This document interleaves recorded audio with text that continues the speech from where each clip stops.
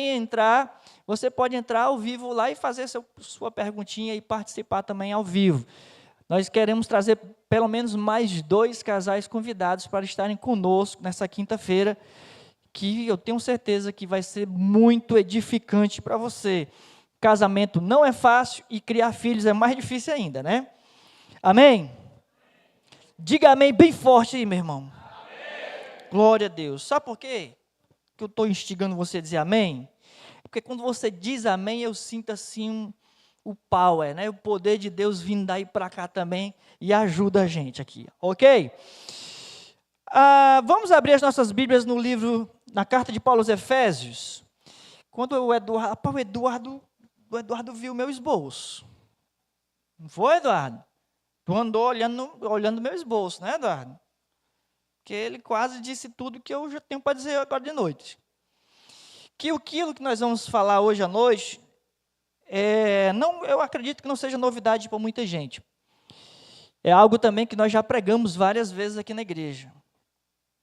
Mas é necessário a gente, de tempos em tempos, estarmos reafirmando isso, porque, meu irmão, existe uma investida, uma força contrária muito forte contra as famílias.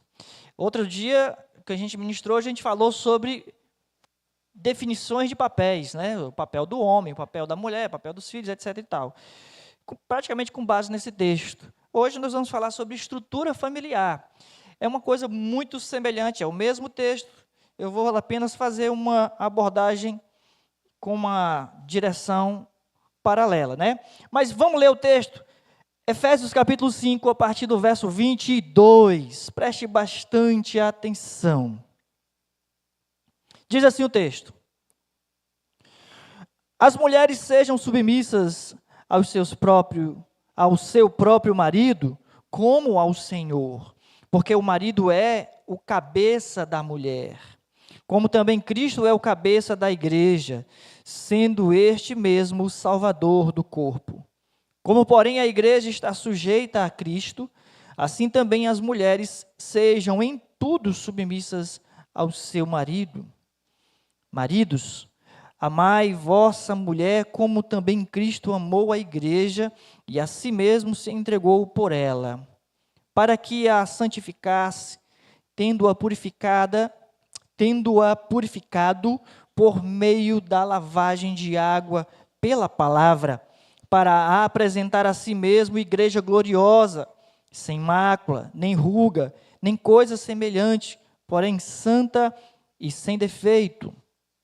Assim também os maridos devem amar a sua mulher como ao próprio corpo. Quem ama a esposa, a si mesmo se ama. Porque ninguém jamais odiou a própria carne, antes a alimenta e dela cuida, como também Cristo faz com a igreja, porque somos membros do seu corpo. Eis porque deixará o homem a seu pai e a sua mãe, e se unirá à sua mulher, e se tornarão os dois uma só carne. Grande é este mistério, mas eu me refiro a Cristo e à igreja. Não obstante, vós, cada um de pé si, também ame a própria esposa como a si mesmo, e a esposa respeite ao marido. Filhos, obedecei a vossos pais no Senhor, pois isto é justo. Honra a teu pai e a tua mãe, que é o primeiro mandamento com promessa, para que te vá bem e sejas de longa vida sobre a terra. E vós, pais, não provoqueis vossos filhos à ira, mas criai-os na disciplina e na admoestação do Senhor. Amém? Amém? Vamos orar, feche seus olhos, ore comigo em nome de Jesus. Deus santo, Deus de graça e misericórdia, Paizinho querido, Deus amado, nós te adoramos, nós te exaltamos, Tu és bendito, ó Pai, Tu Tu és, ó Deus querido, excelso e digno de toda honra e toda glória.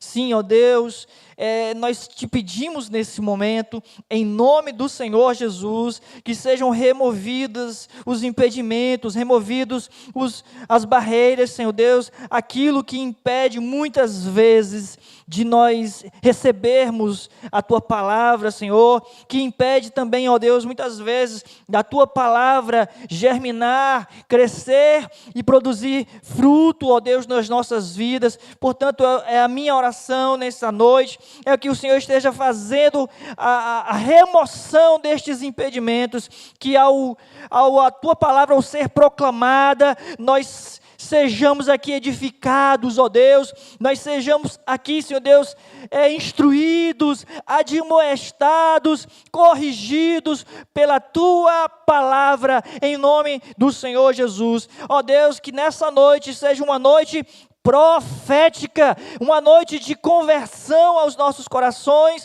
na Tua presença, Senhor. É em nome de Jesus que assim eu oro e te agradeço. Se você concorda comigo, diga amém. Louvado seja Deus. Samuel, me dá power, só retorno para mim. Não preciso botar para frente, não, é só para mim mesmo, para o meu coraçãozinho ficar mais agitado. Queridos, como eu havia dito, eu vou falar sobre estrutura familiar, com base nesse texto. Se você observar, Paulo vem exatamente tratando aqui desse relacionamento marido e mulher, pais e filhos. E por que Paulo trata isso? Qual é a importância de Paulo tratar isso, meus irmãos? Mesmo no mundo antigo, os casamentos estavam banalizados, as relações marido e mulher estavam banalizadas. Naquela época mesmo, antiga, muito divórcio já. As pessoas estavam se divorciando simplesmente porque a mulher, no caso, estava salgando demais o arroz, ou porque a comida queimava. Já era motivo para divórcio. Não quero mais não, vou arranjar uma mulher mais habilidosa, vou arranjar outra pessoa para cuidar de mim. Essa aqui quer me matar com dor de barriga. Enfim, o casamento estava banalizado na época de Paulo, na época de Jesus. Lembra que as pessoas chegaram para Jesus, interrogando Jesus acerca do questionamento que os antepassados fizeram a Moisés, sobre o fato de Moisés dar carta de divórcio. Jesus combateu, dizendo: olha, desde o princípio não era assim. Quando Deus criou o homem e mulher, o criou para o resto da vida, até que a morte os separe. Enfim, o casamento na época, realmente na época de Pedro, Paulo, João, já estava complicado, já era banalizado, as relações já eram banalizadas. E isso também dentro do relacionamento do mundo grego, entre os pagãos de forma geral, tudo isso era muito confuso, era muito imoral, era absurdo. As mulheres eram extremamente desvalorizadas, as mulheres viviam o tempo todo sobre risco, as mulheres viviam debaixo de uma opressão. E se você não entende bem esse texto, você acha que Paulo está legalizando a opressão. Pelo contrário, eu vou exatamente mostrar para você que esse texto é um texto de libertação para a mulher. Quem mais contribui para a libertação da mulher é o evangelho, é o cristianismo. E nos nossos dias, pastor, nos nossos dias está muito bom. Está nada, irmãos. Eu diria que está tão ruim quanto nos dias de Pedro, Paulo e João. Nos dias de hoje, as ideologias, os movimentos fazem criar uma verdadeira disputa entre homens e mulheres, fazem prejudicar os relacionamentos cada vez mais extremados, relacionamentos cada vez mais cheios de disputas, cheios de... Tem uma palavra que eu queria usar e eu não estou conseguindo lembrar. Rivalidade. Uma rivalidade pelo poder, por ver quem manda, quem é maior. E não se trata disso. Se você observar toda essa instrução do apóstolo Paulo, que vai no capítulo 5 e o 6, não só dentro do ambiente familiar ele está tratando essas relações, como ele também trata essas relações do ambiente profissional entre patrão e empregado, etc. e tal, né?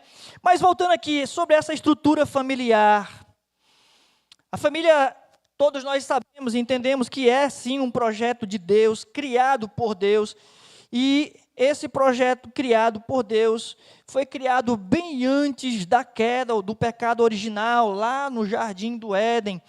E hoje, mesmo diante do mundo conturbado, mesmo diante de todo o prejuízo que o pecado trouxe para as relações, nós podemos sim desfrutar de uma família saudável, de uma família estruturada. Nós podemos, mesmo diante de tanta adversidade, mesmo diante de tantas situações, eu diria, difíceis que a gente já enfrentou, tem que enfrentar, é possível a gente desfrutar de Deus restaurar isso dentro do meu e do seu lar.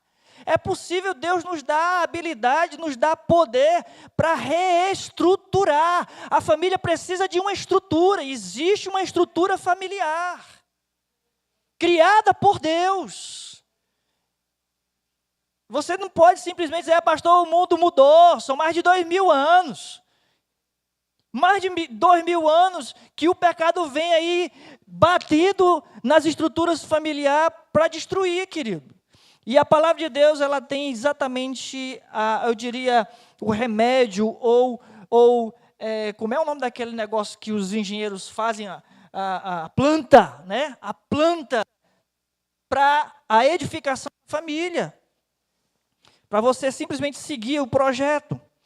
Enfim, todo projeto precisa de uma boa estrutura. O alicerce nós já sabemos, é Cristo, é a palavra de Deus. Esse é o alicerce. Agora o que nós vamos construir aí em cima é uma estrutura. E essa estrutura é a estrutura familiar. Essa estrutura ideal é pai, mãe, filhos, ok. Pastor, infelizmente, eu não tenho mais o pai dos meus filhos comigo. Ok, vamos ajustar essa estrutura que resta. Se você é mãe solo, né? No caso, mãe que cria os filhos sozinhos. Ou, de repente, pai solo, não sei se existe isso, mas é raro, mas pode ser que tenha, né? Você precisa desse mínimo para dar estrutura familiar para você e para os seus que estão junto de você debaixo desse mesmo teto. É disso que a palavra de Deus trata e é disso que eu quero tratar com você. Se você entender, eu estou falando muito sobre a palavra estrutura. Eu fiz questão de buscar um significado, uma definição da palavra estrutura para você. A palavra estrutura significa organização. Organizar a tua família. A palavra estrutura significa disposição e ordem dos elementos. Vamos organizar a casa, vamos organizar a família. Quem é quem? Tem muito a ver com a história dos papéis, né? Tem o papel do marido, tem o papel da esposa, tem o papel dos filhos. Quando a esposa quer fazer, ou precisa fazer o papel do marido, fica difícil.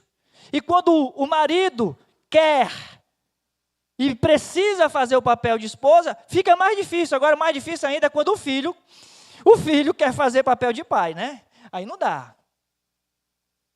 Quer assumir a responsabilidade. Aí não dá mesmo. Então, a definição dessa expressão é estrutura, é organização, é disposição e ordem dos elementos essenciais ali que compõem um corpo. É exatamente aquilo que dá sustentação. É uma edificação que você coloca em cima de um alicerce forte. O alicerce nós já sabemos é Cristo e a sua palavra. Com isso eu digo para você nessa noite, preste atenção, precisamos colocar em prática essa estrutura familiar que está revelada na palavra de Deus. Para quê? Para podermos desenvolver um ambiente familiar saudável, para nós mesmos desfrutarmos, irmãos. Para nós mesmos desfrutarmos disso. Todo mundo quer ter paz, eu quero ter paz. Eu tenho certeza que você quer ter paz. A maioria das coisas que tira a nossa paz é exatamente problemas familiares. A maioria das coisas que tira a nossa potência são problemas familiares. São coisas que acontecem dentro da nossa própria casa. As coisas que acontecem lá fora elas atrapalham muito, né? As coisas de fora, elas realmente são desagradáveis, mas dentro de casa, meu irmão, tira as forças, né? Como diz o cearense. Enfim, nós precisamos colocar em prática tudo o que a palavra de Deus tem nos ensinado a respeito de estrutura familiar, exatamente para a gente desfrutar dentro do nosso lar um ambiente saudável para a glória de Deus. Amém? Você está me entendendo aí? Diga amém. E eu vou começar, sabe por quem? Pelo marido. Quando a Bíblia diz no versículo 25 aqui: maridos, amai vossa mulher. O amor do marido para com a esposa. A obrigação do homem é amar.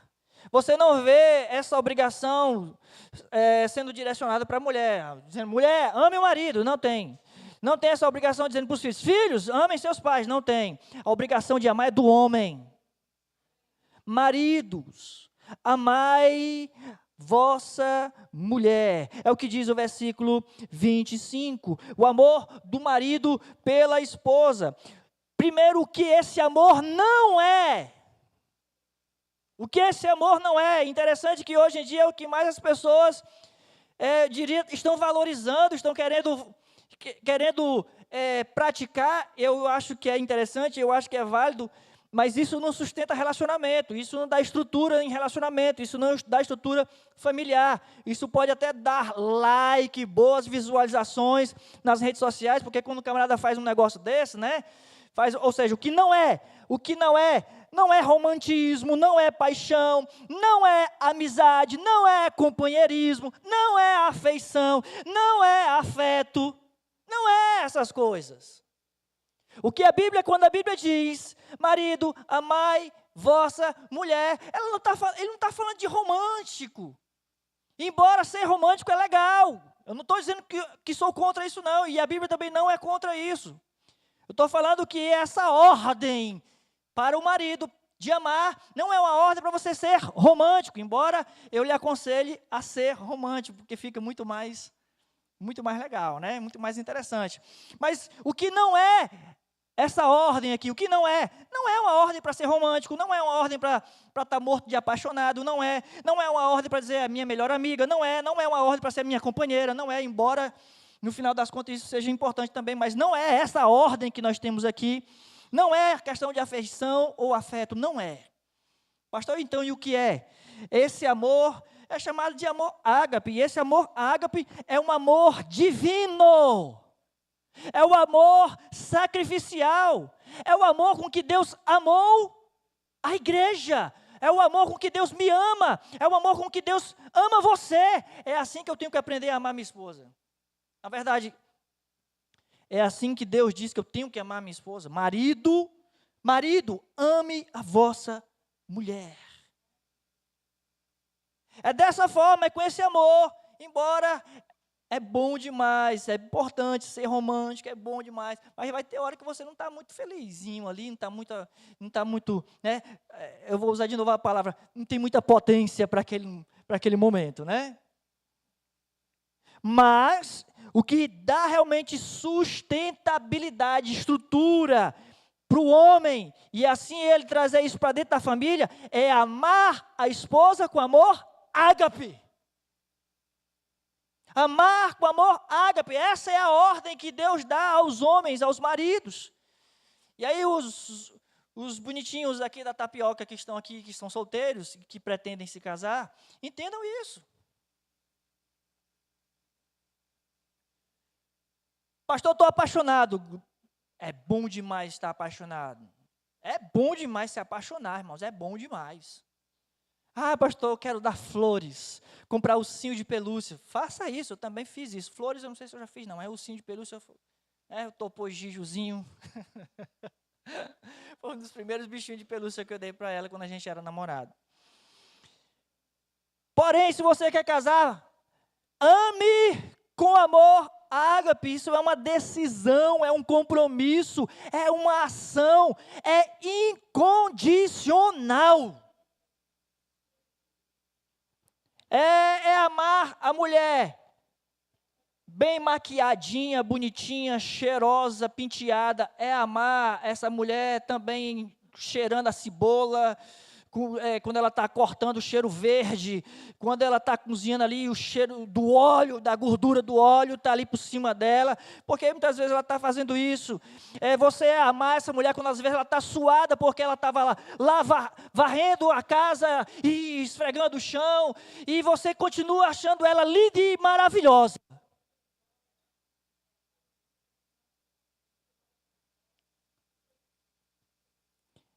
Esse amor é incondicional. Eu só gosto dela quando ela está limpinha. Meu irmão, então você tem que aprender muita coisa ainda. Você tem que aprender muita coisa ainda. Não, eu só aguento a minha mulher quando ela está calada, porque quando ela abre a boca para falar, não dá não, pastor. Então, devia ter casado com uma pessoa da língua de sinais, né? Não dá, irmão. Não dá. Esse amor ele é incondicional. A ordem é: marido, amai vossa mulher. A responsável do marido é, eu diria, a gente vai já falar um pouco sobre a questão da mulher, mas eu já adianto, a responsabilidade do marido ela é tão constrangedora quanto a responsabilidade da mulher. Porque eu tenho que amar incondicionalmente. Não é quando, não é se. Não dá para você colocar condições para você dedicar amor à sua esposa. Essa responsabilidade cabe ao marido, é ordenada ao marido. E isso vem completamente em contraste ou na contramão do desejo romântico, embora isso seja bom, em contramão a paixão, que também é bom, porque essas coisas, de certa forma, ela tem uma sua natureza egoísta, né? A paixão, o romantismo, de certa forma, ele está dentro da esfera do egoísmo, é porque eu estou gostando, porque eu estou apaixonado, é satisfazer o meu desejo. A paixão, o romantismo. Já o amor, ágape, é altruísta. Ela não está merecendo, mas eu amo essa mulher. Eu amo essa mulher. Não é sofredor, não, mas tudo sofre. E é exatamente no sentido de que o marido tem que amar como Cristo amou a igreja e a si mesmo se entregou por ela. Eu vou adiantar para não passar muito tempo apenas nesse ponto. Um segundo ponto aqui sobre a estrutura familiar. Primeiro aspecto aqui dessa estrutura familiar, o amor do marido para a esposa. Um segundo aspecto seria exatamente o respeito da esposa pelo marido. Voltando ao nosso texto, desde o versículo 22, você já tem lá: as mulheres sejam submissas ao seu próprio marido como ao Senhor. Respeito da esposa pelo marido. Hoje, exatamente com muitas ideologias, com muitos movimentos em favor da mulher, infelizmente tem colocado a mulher contra o marido. Tem colocado a mulher numa rivalidade contra o marido. Tem colocado a mulher numa situação de rival, de disputa contra o seu marido. E aí, disso tudo está regado à falta do respeito ao marido. Se você observar um versículo anterior, que é o 21, Paulo já começa falando o seguinte: sujeitai-vos uns aos outros no temor de Cristo. E aí para todas as relações, essa é uma ordem para todas as relações, sujeitando-vos uns aos outros no temor de Cristo. Mas especificamente dentro da estrutura familiar, a ordem dada à mulher é a sujeição. A ordem dada ao homem é amar incondicionalmente, com amor divino. A ordem para a mulher é a sujeição dentro da estrutura familiar. Dentro de uma estrutura familiar revelada por Deus. Portanto, você vai observar que essa relação, ela se desenvolve, ela é vivenciada no temor do Senhor. Isso é um ato de reverência ao Senhor, é um ato de reverência a Cristo, para agradar a Cristo. A minha vida, a minha atitude como uma oferta aceitável e agradável a Deus. E aí o apóstolo Paulo, verso 22, quando ele diz as mulheres sejam submissas ao seu próprio marido, como ao Senhor, o apóstolo Paulo está mostrando o resultado dessa submissão mútua dentro do relacionamento conjugal, do casamento, marido e mulher. E aí ele diz que nessa expressão, nessa sujeição, mulheres sejam submissas ao seu próprio marido, é exatamente uma passagem, é uma afirmação, é uma expressão do ideal divino no casamento. Isso não é ideia de Paulo, isso não é ideia do pastor Sônia, isso não é ideia da igreja wesleyana, isso não é ideia da igreja cristã, isso não é ideia da filosofia, isso não é ideia de qualquer outro tipo de ideologia, isso é o ideal de Deus, para mim e para você, especialmente para o casamento, é o ideal, o relacionamento do casamento que foi idealizado por Deus, foi Deus que instituiu o casamento, não fui eu, não foi você, essa ideia não é minha, essa ideia não é sua, essa ideia é de Deus, e assim sendo o idealizador do casamento, ele também traz esse símbolo do relacionamento entre marido e mulher, e Cristo e a sua igreja. Por isso Paulo vai destacar algo muito importante, no versículo 32, do texto que a gente leu. Grande é este mistério, mas eu me refiro a Cristo e à igreja. Quando ele fala do relacionamento conjugal, ele também está fazendo uma relação entre o relacionamento Cristo e a igreja, e vice-versa. Ou seja, se você observar no nosso relacionamento que nós temos com Cristo, nós, igreja, nosso relacionamento que nós temos com Cristo, Cristo, o cabeça, não faz nenhum tipo de imposição à sua igreja. Cristo não faz nenhum tipo de imposição à sua igreja. Você tem que ser. Não, absolutamente não. Absolutamente não. Cristo não faz nenhum tipo de imposição à sua igreja. A sua igreja voluntariamente se sujeita a Cristo, ao senhorio de Cristo, ao amor de Cristo. É exatamente um ato voluntário da igreja. Igualmente a mulher, não é o marido que vai botar moral na mulher, isso não existe não, irmãos. Isso é conversa de bêbado. Bêbado que estão lá os dois bebendo, a gente saiu para evangelizar e aí a gente gastou um tempinho lá num trio, tinha 3 homens tomando umas cachaças lá, e a gente parou um pouquinho, começou a conversar com eles, e aí um deles disse assim, ele aqui, a mulher dele veio neste instante aqui, um começou a denunciar o outro, né? A mulher dele veio neste instante aqui, brigar com ele para ele voltar para casa. Aí a brincadeira lá entre eles, né? Para ele botar moral na mulher. Isso é conversa de bêbado, irmãos. Nesse sentido aqui que a Bíblia coloca, a Bíblia coloca exatamente um Deus amoroso, um Cristo amoroso sobre a sua igreja, e a igreja ela se submete a esse amor voluntariamente, porque Cristo não impõe nada. Cristo não impõe nada, o homem não tem que botar moral na mulher, não, é a mulher voluntariamente que diz, eu vou me submeter ao meu marido. Eu voluntariamente vou me submeter ao meu marido. Eu reconheço a liderança do meu esposo, eu reconheço que ele é o cabeça nessa relação. Isso é uma ação da mulher, irmãos. Não é o marido que faz isso com a mulher, não. É uma iniciativa da mulher, uma escolha da mulher, uma decisão da mulher, é a atitude da mulher. A mulher de Deus, especificamente, a mulher de Deus, a mulher que teme ao Senhor, porque todas essas relações elas são vividas ou vivenciadas no temor do Senhor. Isso é para quem crê, coisa de crente.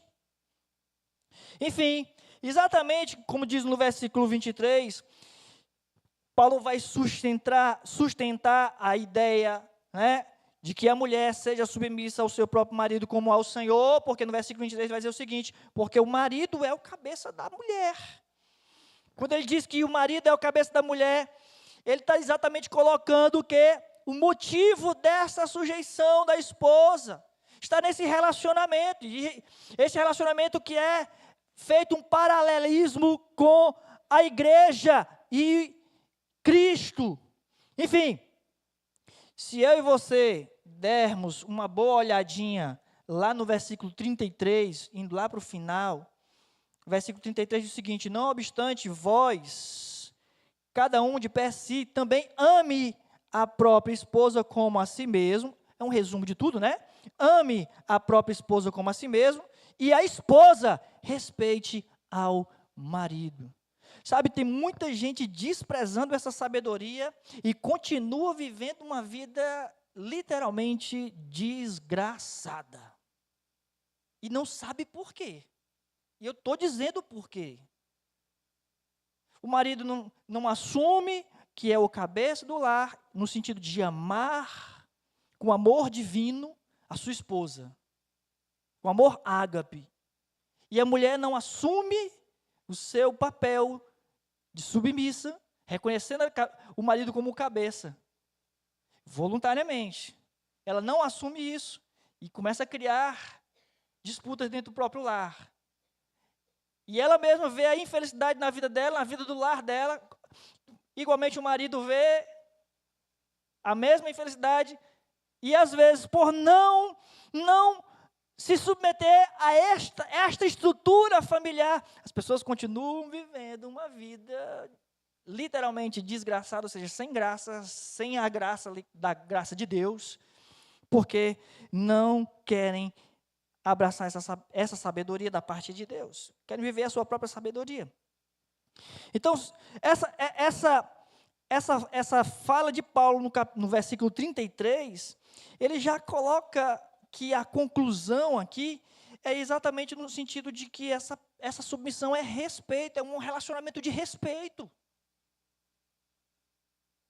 A gente deve respeito uns aos outros, irmãos. Foi assim que Paulo começou, o versículo 21, sujeitando-vos uns aos outros no temor do Senhor. Isso é respeito.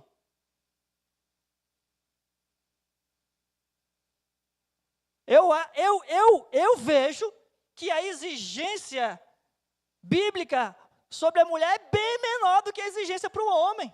Tudo que a Bíblia pede da mulher é respeite. Que ela pede para todo mundo. Todo mundo deve respeito.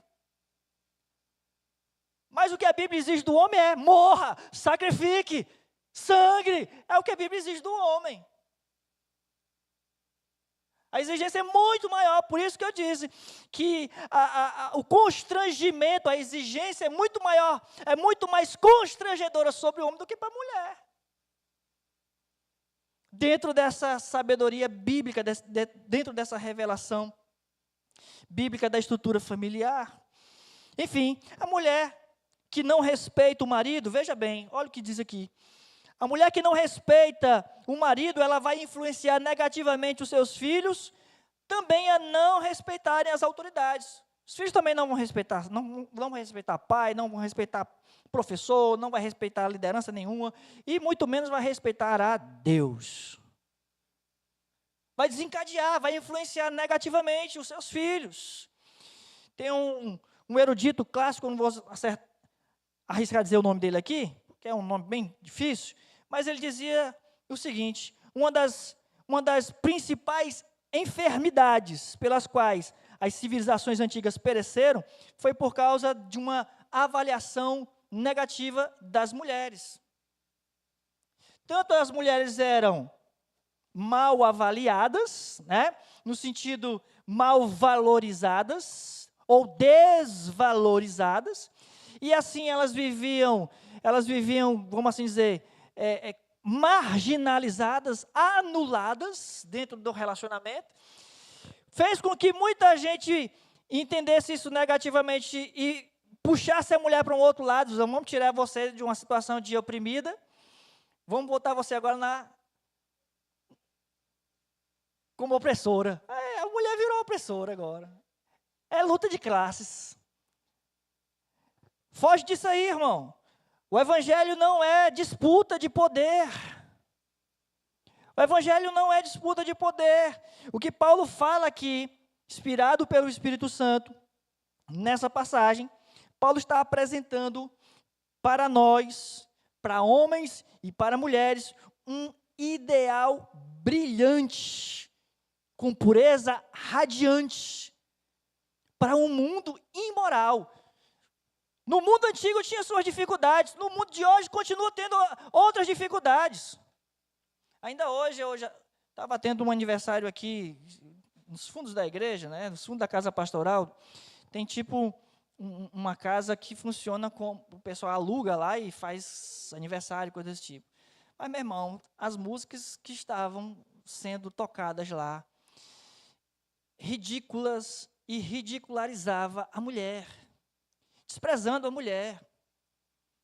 Sabe aqueles funks, aí eu vou ser aqui um pouco, você pode até não gostar da minha forma de me expressar, mas aquele funk que desvaloriza a mulher, que realmente coloca a mulher como uma situação imoral o tempo todo. Letras imorais, letras indecentes, letras pornográficas muitas vezes. Meus irmãos, é exatamente o que a Bíblia vem combater. A Bíblia vem combater esse tipo de relacionamento que as pessoas dizem, a mulher tem o mesmo direito, a mulher... Não tem nada a ver com questão de direitos. Em nome desses direitos, estão desvalorizando mais ainda a mulher. Porque a mulher não podia votar, agora vota. Meu irmão, não se trata disso.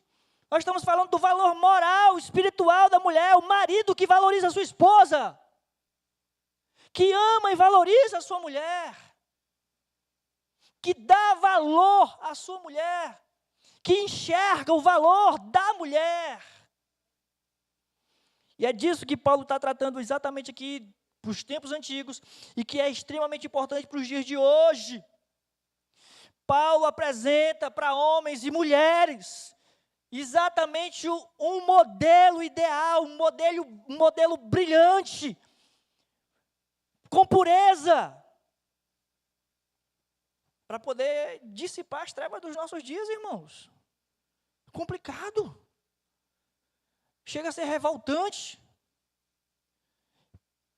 Por isso que eu não me furtei, eu vou até usar essa expressão, eu não me furtei de trazer algo repetitivo. Já preguei inúmeras vezes exatamente a mesma coisa que eu estou pregando hoje. E vou continuar pregando. Vou continuar dizendo, porque é exatamente pela falta dessa estrutura familiar, por falta dessa referência bíblica dentro dos relacionamentos que a gente vê tanta tristeza, que a gente vê tanto divórcio, que a gente vê tanta angústia, que a gente vê tanta decadência nos relacionamentos e nas vidas individualmente. Voltando para o nosso texto, vamos lá para o capítulo 6 de Efésios, lá para o último versículo, é o versículo 4. Seria uma outra estrutura, ou melhor, um outro ponto dentro dessa estrutura familiar.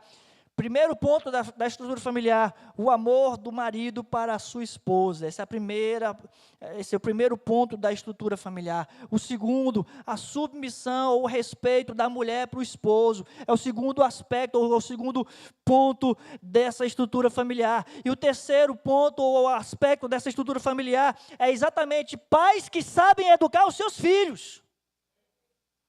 Ou os pais com a responsabilidade de educar os filhos. A gente tem vivido tempos tão complicados que os pais estão transferindo a responsabilidade da educação dos seus filhos para terceiros. É para babá, é para a escola, é para o psicólogo, para o psiquiatra, para o celular. O pai não sabe mais o que fazer, entrega o celular para o menino. Te vira, me dá um pouco de paz. Então,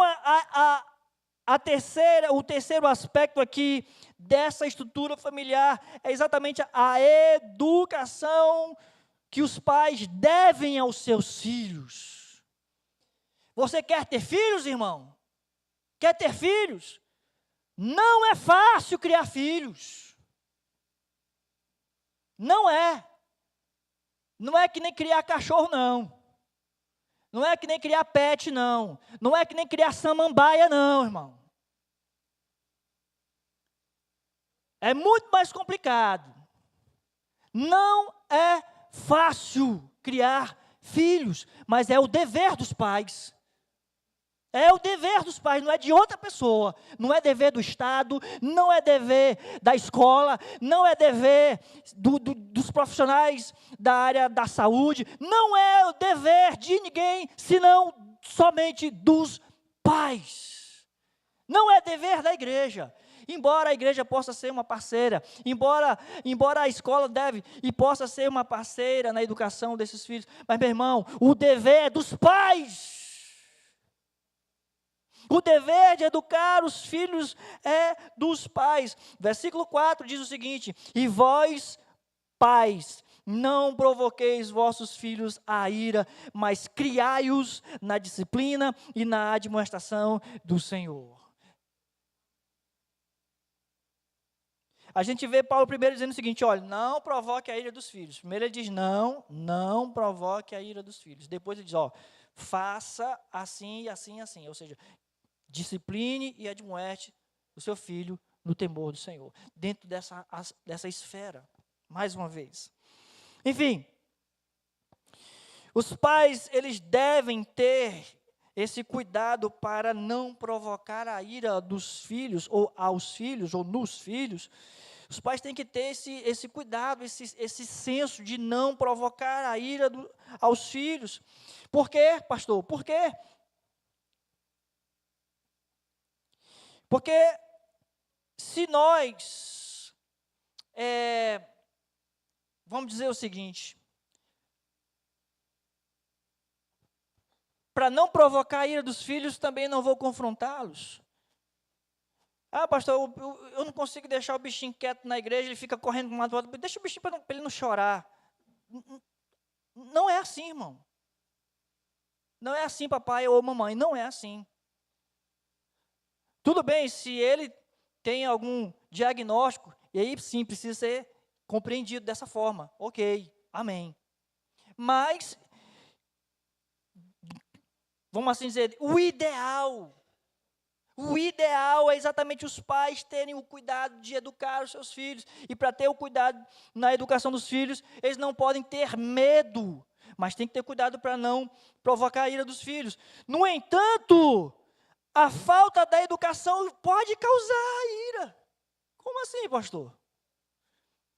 A falta da educação dos filhos, sim, pode levar os filhos a se tornarem filhos irados. Meus irmãos, os filhos mais irados, e eu estou falando irado no sentido estrito da palavra, porque tem os jovens que entendem irado como sendo legal, né? Eu não estou dizendo que são os filhos legais, não. Os filhos mais saiadinhos, né, que ficam zangados, irados, são os filhos mal educados, que não têm realmente uma disciplina. Provérbios 29, 15, coloca para nós, o pessoal da mídia vai nos ajudar agora. Provérbios 29, 15, a vara e a disciplina dão sabedoria, irmão. A vara e a disciplina dão sabedoria, mas a criança entregue a si mesma, ou seja, deixa o bichinho fazer o que ele quiser, é criança, deixa ele ir, deixa. A criança entregue a si mesma, venha a envergonhar sua mãe. Mais cedo ou mais tarde esse menino vai virar um saiadinho, irmão. Vai explodir de raiva, de ira, de desrespeito. Vai ser um verdadeiro indomável. A falta da educação pode também provocar a ira. E em contrapartida, o exagero da disciplina também pode provocar a ira. Sabe que você controla demais, segura demais e bate demais, exagera na disciplina e deixa o menino cada vez mais revoltado. Tem o outro lado, tem aqueles que não fazem nada e tem aqueles que já parece que está lidando com bicho. Coloca para nós, por favor, Provérbios 19, verso 18. Provérbios 19, 18. Castiga teu filho enquanto há esperança, eu costumo dizer que, olha, quer dar uma correçãozinha no teu filho ali, de leve, faz enquanto ele é pequenininho. Mas faz logo desde pequenininho mesmo, bem pequenininho. Porque já ali, 7, 8, 9, 10 anos, meu irmão, não dá mais para você, tá? Não dá, não dá. Não dá mais para tomar chá de havaiana, não, irmão João. Não dá. Castiga o teu filho enquanto há esperança, mas não te excedas. Não te excedas a ponto de matá-lo. E aí no sentido exatamente de você matar emocionalmente o menino. Deixa o menino rebelde, desequilibrado, irado. É nesse sentido, é nesse aspecto. Então, a gente precisa tomar o devido cuidado, buscando no Senhor sabedoria, para não provocar a ira aos nossos filhos. E nesse aspecto, eu tenho que ter o cuidado para não deixar de educar e nem exagerar nessa educação. Pastor, me ensine então como é que funciona. Vamos lá. A educação, ela vai envolver pelo menos duas coisas importantes. Ela é instrutiva, formativa, ou seja, você precisa ensinar o que a criança precisa fazer. Diz a palavra de Deus em Provérbios 22, 6, para nós aqui, por favor, mídia. Ensina a criança no caminho em que deve andar, e ainda quando for velho, não se desviará dele. É instrutiva. Você precisa ensinar esse menino. E eu gosto desse versículo porque ele diz, ensina a criança no caminho. É no caminho que você também está. Você, pai, mãe, você está vivendo esse mesmo ensinamento que você está transmitindo para os teus filhos. Você diz, menino, vá para a igreja, mas você também vai. Menino, lê a Bíblia, mas você também está lendo a Bíblia. Menino, fale a verdade, você também está falando a verdade. Menino, seja honesto, você está sendo honesto o tempo todo. Menino, seja respeitoso, seja obediente. Você também está vivendo isso. É disso que se trata esse versículo. É disso que se trata esse versículo. No sentido de que você precisa ensinar a criança no caminho em que deve andar. É educar instrutivamente, formar o caráter, dar realmente conhecimento a essa criança. Como é que você vai cobrar a atitude correta dela se ela não sabe o que é correto? Você precisa ensinar. Eu vi esses dias interessante esqueci a profissão dela. Eu sei que ela tem um canal no YouTube. Essa mulher, ela fala muito sobre criação de filhos. E ela estava falando uma coisa que eu achei muito interessante, dentre outras tantas, mas ela disse uma coisa que eu achei muito interessante. Ela disse o seguinte, tem alguns pensadores, né, que vão dizer assim, nunca grite com seu filho. Nunca grite com seu filho. E ela disse o seguinte, ei, existem situações que você vai ter que gritar com seu filho. Claro que gritaria não resolve nada, mas tem situações que você vai ter que levantar a sua voz. Me diga uma coisa, ela botou a certa situação. Me diga uma coisa. Se o teu filho está indo correndo em direção à tomada com o dedinho pronto para colocar, tu não vai dar um grito não para esse menino não botar o dedo na tomada? Ou tu vai deixar ele, por favor, não vou gritar pro bichinho. E o menino direto na tomada para levar um choque e morrer? Tu não vai gritar? Claro que você vai alertar. Vai dar um grito, ei, menino! Ei, vem para cá, passa para dentro. Vai fazer. Igualmente ela diz o seguinte, sabe aquelas crianças que tá no braço do pai ou da mãe e está se esperneando, aí o menino, plá, na cara do pai ou da mãe, chega e estala. Tu não vai dar um grito para esse menino que dá um tapa na tua cara? É tão perigoso esse tapa na tua cara quanto o menino botar o dedo na tomada. Essa foi a analogia que ela fez e eu concordo com ela. É tão perigoso quanto. E eu não estou falando do perigo do desrespeito, mas do caráter, da formação do caráter dessa criança.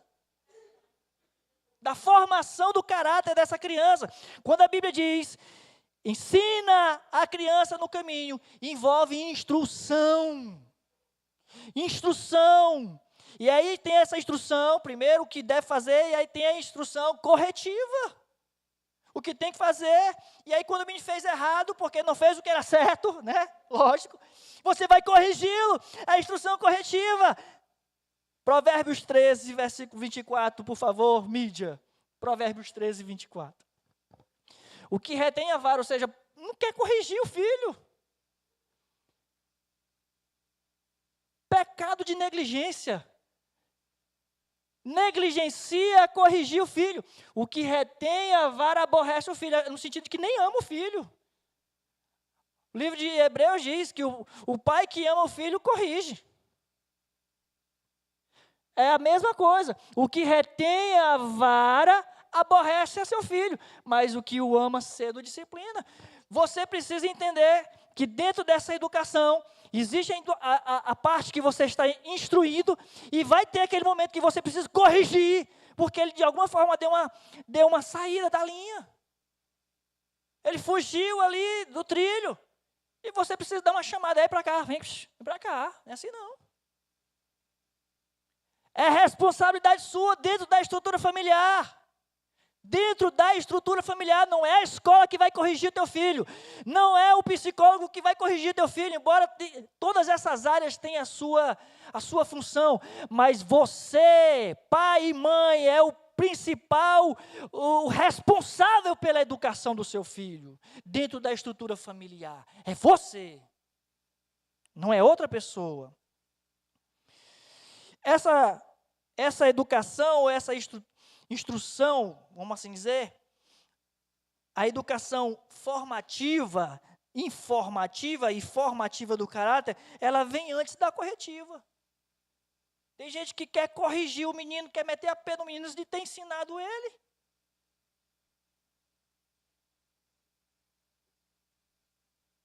Arranjar uma jaula para tu. Um cabresto. Ensina primeiro. Primeiro vem a instrução. Vem antes da correção. A instrução, ela antecede a correção. A criança precisa saber o que é certo e errado. Não por ela experimentar, mas porque você a ensinou. Ela precisa saber antes de ser corrigida quando ela cometer algum erro. Você tem que entender isso. Você precisa entender isso. E um último aspecto aqui, dentro dessa estrutura familiar. Primeiro, marido ama a sua esposa. Segundo, a esposa respeita o marido. Terceiro, os pais educam seus filhos. Quarto, dentro dessa estrutura familiar, os filhos devem obediência aos seus pais. E acabou, irmão. Filhos devem obediência aos pais. O texto do capítulo 6 diz o seguinte, verso 1: Filhos, obedecei a vossos pais no Senhor, pois isso é justo. Acabou. Filhos, obedecei a vosso pai no Senhor, pois isso é justo. A obediência aqui, exigida aos filhos, é um termo extremamente forte, bem diferente, extremamente diferente do que é colocado a respeito da mulher, no sentido da submissão. A submissão da mulher lá não tem nada a ver com esse termo aqui, não tem nada a ver, a relação é outra. Às vezes a Denise está lá sentindo dificuldade com um ou com o outro, os meninos já são grandes, né, também, sentindo dificuldade, ela diz, amor, não quer obedecer, e aí aconteceu isso, eu disse, meu amor, se coloque na sua posição de mãe, e ele é filho, não tem negócio não. Você é mãe e ele é filho, acabou. Não importa. Isso não muda, irmão. Isso não muda. Se a gente quer ter uma estrutura familiar forte, saudável, nós temos que entender essa estrutura. É preciso entender. Os pais precisam entender isso. E os filhos precisam entender isso. E quem vai fazer os filhos entender isso são os pais. São os pais. É uma das melhores coisas que você pode fazer para o teu filho. É uma das melhores heranças que você pode deixar para o teu filho. Ensinar o teu filho a respeitar, a honrar pai e mãe. Uma das melhores heranças que você pode deixar para o seu filho. A obediência aqui que é exigida dos filhos aos pais é exatamente uma obediência que é vivida no Senhor, é dentro dessa esfera, o movimento dessa relação, da obediência do filho aos pais, ela é vivida na presença de Deus. E eu quero minha família vivendo na presença de Deus. Não é paralelo não é fora, não é na presença. É na vontade de Deus. E na vontade de Deus eu tenho que entender o meu papel, a Denise tem que entender o papel dela e os meninos têm que entender o papel deles. Para essa estrutura estar exatamente sendo vivida, essa relação está sendo vivida dentro dessa atmosfera ou dessa esfera do temor do Senhor.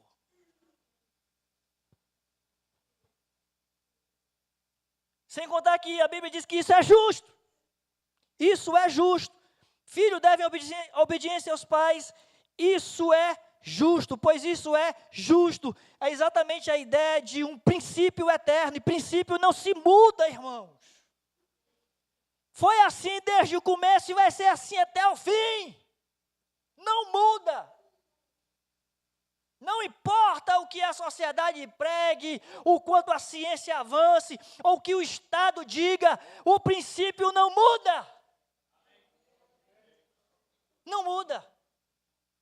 É eterno. É estabelecido pelo Senhor na sua palavra. Honra a teu pai e a tua mãe, filho. Se nós observarmos dentro dos 10 mandamentos, dos 10, apenas um, apenas um não foi reformulado no período da graça. Qual é, pastor? Lembra-te do saldo para o santificar. Só esse aí não foi reformulado, mas todos os outros foram, inclusive este. Honra a teu pai e a tua mãe, é mandamento, e é mandamento, Paulo adiciona, é mandamento com promessa. É mandamento com promessa, ou seja, obedece. Obedece, veja o que vai acontecer. Verso 3, para que te vá bem e sejas de longa vida sobre a terra. É para o teu próprio bem, filho. É para a tua vida ser abençoada. É para você ser abençoado. É para você ser próspero. É para você ser feliz. Obedece os pais, honra ao teu pai e à tua mãe. Honrar é mais do que obedecer. Porém, o filho que obedece já está honrando o pai e mãe. Sim ou não, amém? Honrar é mais do que obedecer. Porém, obedecer já é honrar o pai e a mãe. Porque o filho que desobedece, como é que vai honrar pai e mãe desobedecendo? Eu quero terminar aqui dizendo o seguinte, que essa estrutura familiar que nós falamos hoje, apresentada pela palavra de Deus, essa estrutura clara, não tem nada difícil de compreender aqui, uma estrutura de fé, clara, de família, essa estrutura, ela proporciona uma família saudável, ela proporciona uma família estruturada, né? E sempre que uma família, ela apresenta alguma desestrutura, pode ter certeza que um desses 4 pontos que nós falamos aqui faltou. Isso não é si, é certeza, irmão. Quando você observar uma desestrutura familiar, você vai ver, ou o marido não amou a esposa como deveria amar, ou a esposa não respeitou o marido como deveria respeitar, ou os pais não educaram os filhos como deveriam educar, ou os filhos não obedeceram seus pais como deveriam obedecer.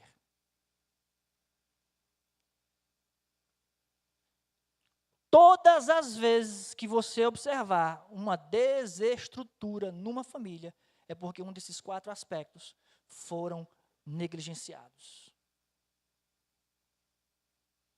Para você entender, ou para nós entendermos, a importância da estrutura familiar revelada na palavra de Deus. é infalível, irmãos. É infalível. Foi Deus que instituiu a família. Foi Deus que instituiu a família. Deus sabe. Deus sabe. Por incrível que pareça, Ele sabe mais do que você. Deus sabe mais do que você. Fique de pé em nome de Jesus. Deixa eu chamar o Ministério de Louvor aqui.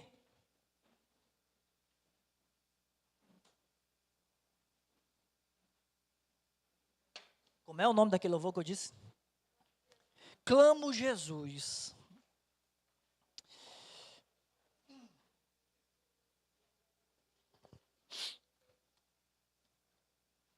Eu quero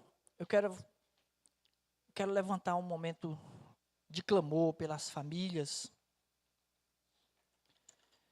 De repente você anda meio cansado.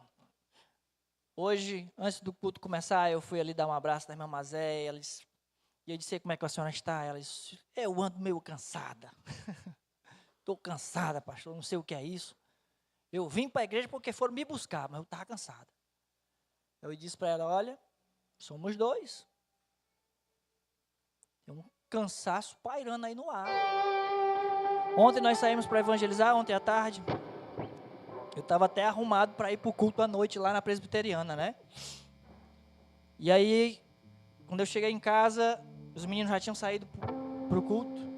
E eu fui tomar um café, eu estava com fome. E aí bateu uma moleza, um sono. Aí eu disse, Deus, eu vou me deitar. E fui me deitar. Aí, quando foi mais tarde, só viram os WhatsApp. Cadê o senhor? Não vem não, não vem não. Os meninos cobrando já, não vem não. Eu disse, ô filho, deu não, cansei. Ou seja, irmãos, eu entendo que existe um cansaço, existe um desgaste, é natural. Mas existe uma promessa na palavra de Deus, que aqueles que esperam no Senhor renovarão as suas forças. E é sobre essa promessa que eu quero levantar uma oração nessa noite sobre as nossas vidas. Eu quero levantar um clamor nessa noite sobre as nossas vidas. Porque nós não podemos nos cansar. Ou se o cansaço bater, a gente precisa de renovo, né? Precisa de renovo. E a minha oração nessa noite é que você seja renovado em nome de Jesus. Por isso nós vamos cantar essa canção. É uma canção que clama Jesus, que clama o nome de Jesus. E aí, enquanto nós cantamos essa canção, se você quiser sair do seu lugar, vir aqui à frente, nós vamos orar. Ou se você aí do seu lugar, simplesmente erguer a sua mão, botar a mão no peito, nós vamos orar do mesmo jeito. Claro que sair do lugar assim, dá um poder, né? Uma potência maior. Então, enquanto nós cantamos, você tem a liberdade, amém? De vir aqui à frente. Vamos cantar o Senhor. Aleluia, Jesus. Aleluia, Jesus.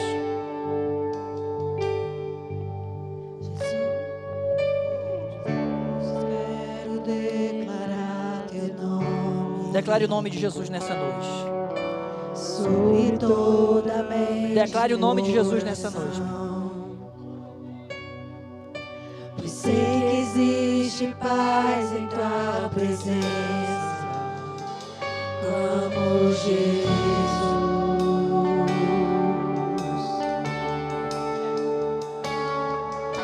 Jesus, quero declarar. Declare nessa noite o nome de Jesus. Declare o nome de Jesus. Os vícios desta geração. Declaro que a esperança é liberdade. Clamo Jesus.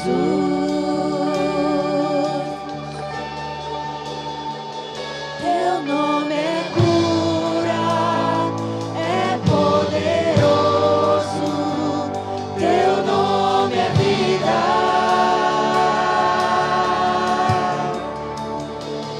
Destrói cadeias.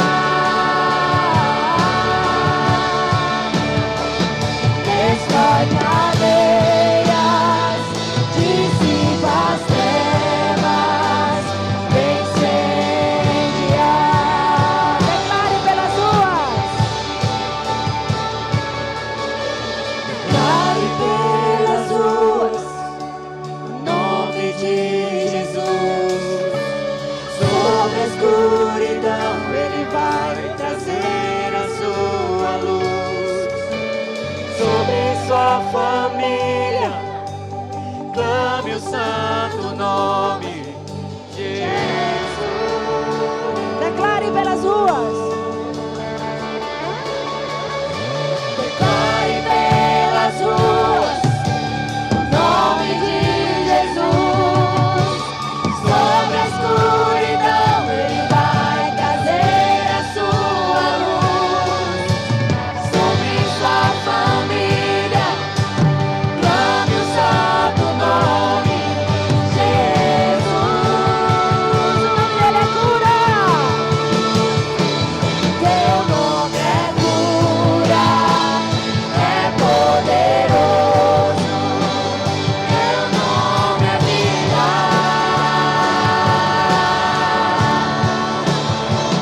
Destrói cadeias, dissipa as trevas, vencer.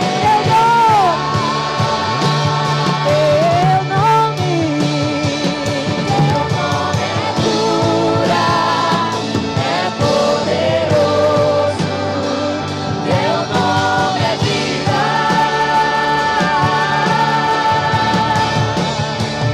Destrói cadeias, dissipa as trevas, incendia. Coloque a mão no seu coração em nome de Jesus. Em nome de Jesus. Pela fé. Pai, Deus de graça e misericórdia. Senhor, eis-nos aqui diante de Ti, Senhor. Clamamos a Ti a Tua graça, clamamos a Ti a Tua misericórdia. Vem renovar, Senhor Deus, a nossa força. Vem renovar, Senhor Deus, o ânimo. Vem renovar, Senhor Deus, a saúde. Vem renovar a vida espiritual. Vem renovar o relacionamento, Senhor. Vem reestruturar a nossa vida, a nossa casa, a nossa família. Senhor, ó Deus, rasga os céus e visita-nos nessa noite, ó Pai. Visita a Tua igreja, visita as famílias que hoje estão aqui e que estão também representadas, Senhor. Pedimos, ó Deus, em nome de Jesus. Sim, Pai, que todo principado e potestade sejam destituídos no poder do nome de Jesus. Que todo medo, depressão, toda angústia, rancor, seja agora repreendido em nome de Jesus. Que toda discórdia, toda ira, toda gritaria, seja agora repreendido no nome de Jesus. Que toda enfermidade na alma, toda enfermidade física, ó Deus, toda dor, seja agora repreendida em nome de Jesus. Em Teu nome há cura, Jesus. Renova as forças nessa noite, Pai. Renova as forças do Teu povo. Renova as forças das famílias que aqui estão representadas, para que nós possamos lutar, combater o bom combate, a cada dia, Senhor Deus, lutando pela nossa família, em Teu nome, ou no nome do Senhor, ó Deus, é no nome do Senhor Jesus. Consagramos o nosso lar a Ti, consagramos o nosso lar a Ti, em nome de Jesus. Se você crê, diga amém bem forte. Declare. Você pode glorificar o Senhor com as suas Declare palmas. pelas ruas. O nome de Vamos declarar. Jesus. Sobre a escuridão Ele vai trazer a sua luz. Sobre sua família, clame o santo nome Jesus. Declare isso agora. Declare pelas ruas o nome de Jesus. Sobre a escuridão